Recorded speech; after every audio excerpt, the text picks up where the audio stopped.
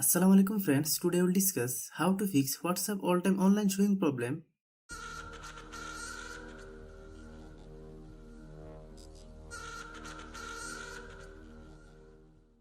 After we use any software, the software is running in the background. We will show you how to solve this problem due to which it always show online. For that, we need to change some settings. Hope you watch the full video. If you are new to my YouTube channel, please subscribe. Click Settings.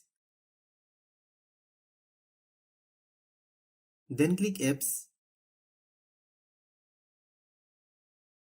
Now you have to click on Auto Launch option. Your phone may not have this name. Your phone may also have Auto Start. Click Auto Launch option. Find WhatsApp. Then turn off WhatsApp option. Click Back.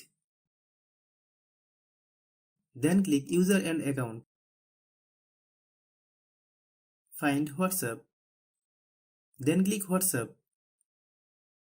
Then turn off this option. Now your WhatsApp software will not be running in the background. But if your phone does not receive WhatsApp call or message properly, then you can enable this option. If you like the video, please share with your friends.